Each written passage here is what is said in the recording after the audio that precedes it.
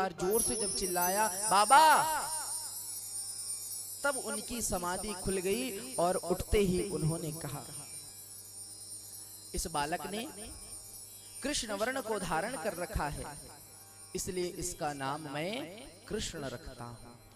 क्या रखता हूं? क्या रखता हूं? हाँ। अब कहा कि ये कृष्ण क्या होता है? यशोदा मैया ने पूछा कि ये कृष्ण का नाम का अर्थ क्या है? तब कहा, कृष्ण का अर्थ होता है जो अपनी ओर आकर्षित करे, उसको कृष्ण कहते हैं।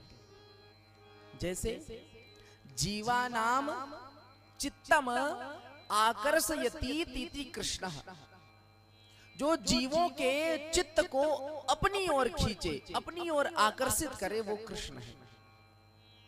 यदि आप भगवान श्री कृष्ण का दर्शन करो और दर्शन करते रहो तो भगवान आपके चित्त में आ जाते हैं।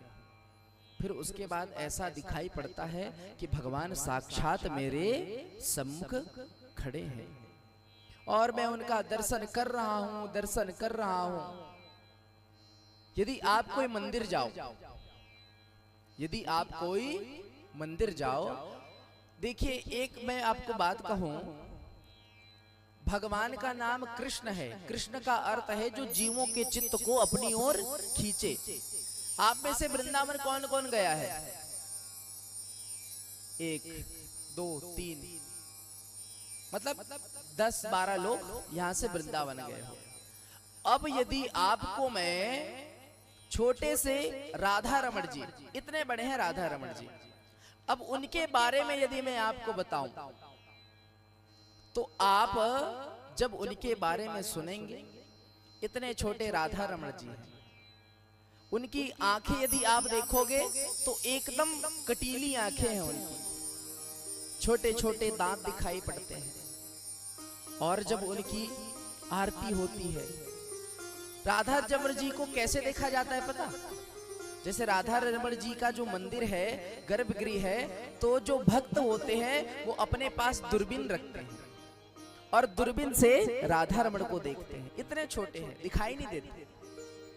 अब इनकी महिमा का मैं आपके सामने इतना गान करूं तो आपके मन में क्या होगा?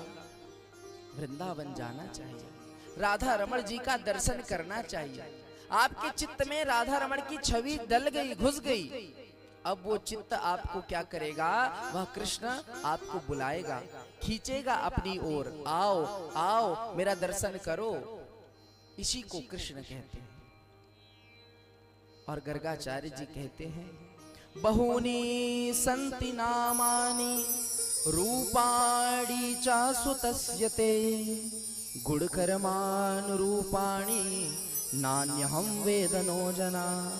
कहा बहूनि संति नामानि, इसके कृष्ण ही नहीं, बहूनि संति नामानि, एक नहीं, दो नहीं, तीन नहीं, अनेकों नाम होंगे। कैसे होंगे? तो कहा जिस तरह के इसके रूप होंगे, जिस तरह के इसका गुण होगा, जिस तरह यह कार्य करते जाएगा।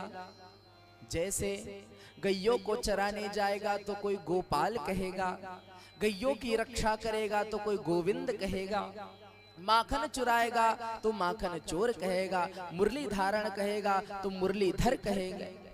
इस प्रकार से इसके अनेकों नाम होंगे।